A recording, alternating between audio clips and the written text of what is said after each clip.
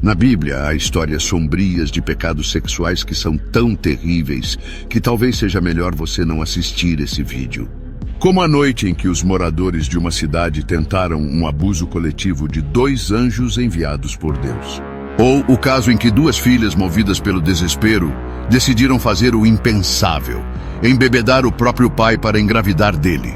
Ou a história mais perturbadora de todas da Bíblia. Essas são as 7 histórias mais sombrias sobre pecados sexuais e suas consequências devastadoras. Relatos que mostram como a luxúria e a imoralidade não apenas destruíram indivíduos, mas também famílias inteiras, cidades e até nações. Como a de Sodoma, um lugar onde as leis de Deus não eram apenas ignoradas, elas eram ridicularizadas. As pessoas se entregavam a práticas sexuais perversas, desafiando os padrões que Deus havia estabelecido para a santidade do corpo e dos relacionamentos. E não pense que isso era apenas entre adultos consentindo.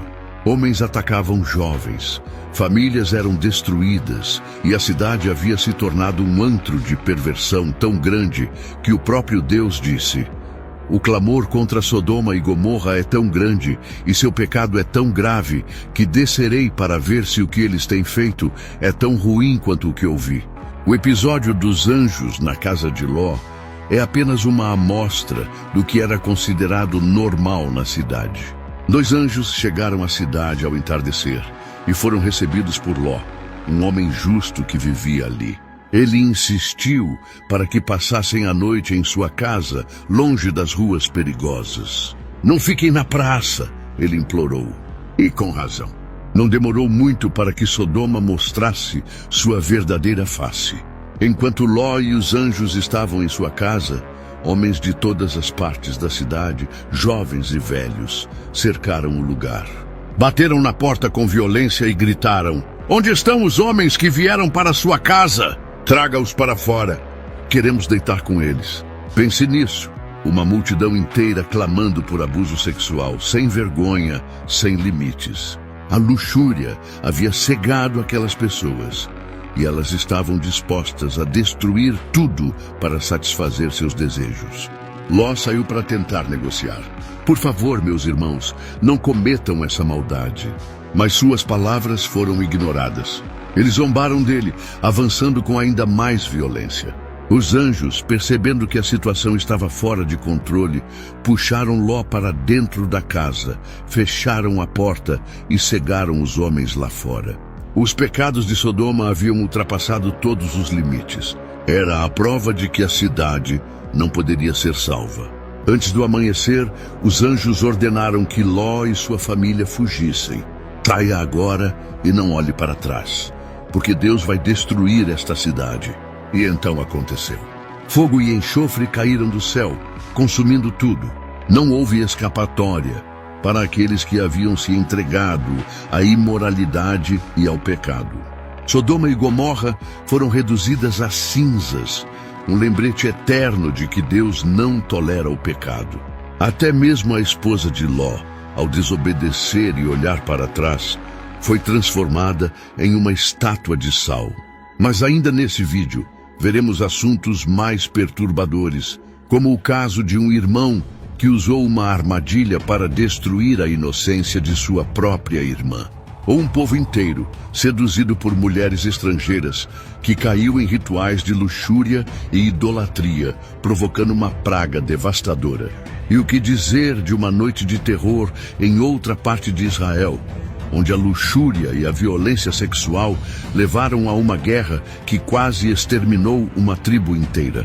Essa história é tão perturbadora que até hoje nos faz questionar os limites da maldade humana, e vamos vê-la a seguir. Era uma noite tranquila em Gibeá, uma cidade que fazia parte da herança da tribo de Benjamim.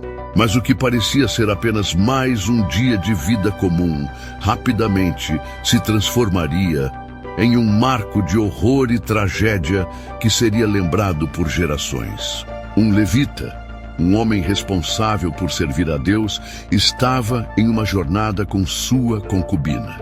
Viagens longas eram perigosas naquele tempo, especialmente durante a noite, pois bandidos e homens violentos espreitavam nas sombras.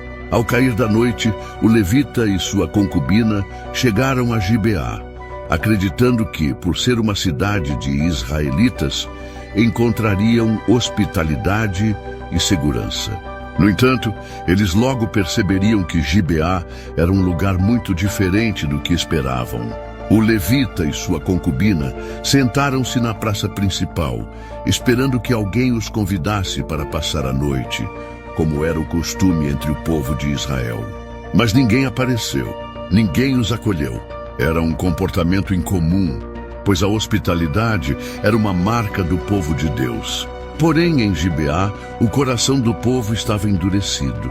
Eles ignoraram as necessidades do viajante, o que já mostrava a decadência moral daquela comunidade.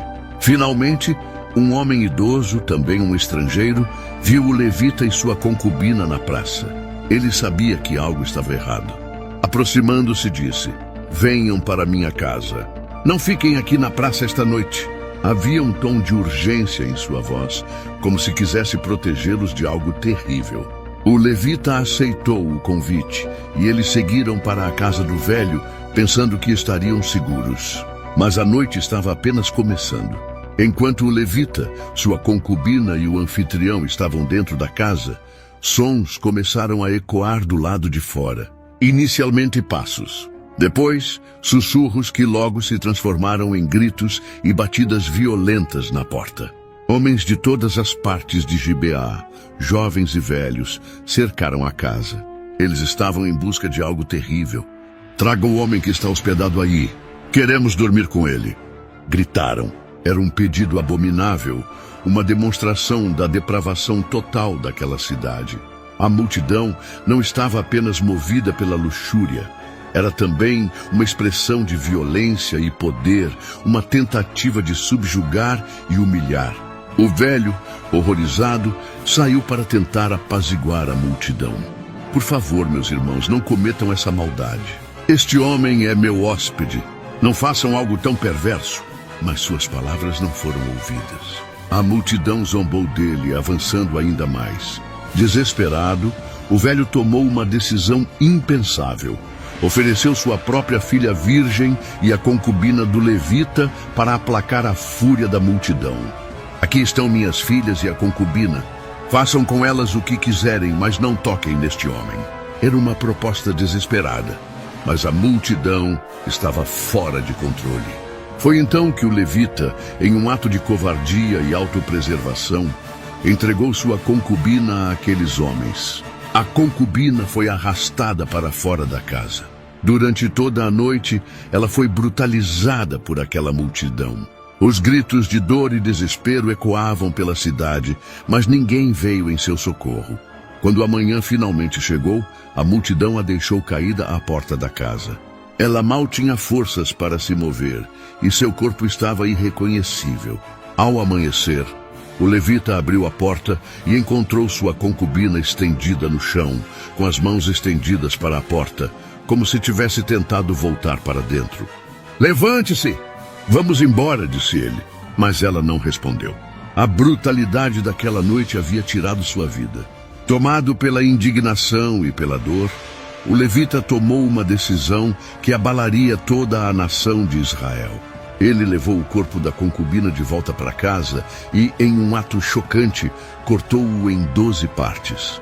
Cada pedaço foi enviado a uma das tribos de Israel, acompanhado de uma mensagem: "Vejam o que aconteceu em Gibeá. Julguem por si mesmos a maldade desta cidade." Quando os líderes das tribos receberam os pedaços do corpo, ficaram horrorizados. Era um chamado à justiça, um apelo para que todo Israel se levantasse contra o pecado que havia corrompido Gibeá. Israel inteiro se reuniu em Mispá para decidir o que fazer. As tribos exigiram que os homens de Gibeá fossem entregues para serem julgados e punidos. Mas a tribo de Benjamim se recusou. Em vez disso, eles decidiram proteger os culpados, mesmo sabendo do ato abominável que haviam cometido. Essa recusa levou a uma guerra civil devastadora. As tribos de Israel se voltaram contra Benjamim, e a batalha foi sangrenta. Ao final, quase toda a tribo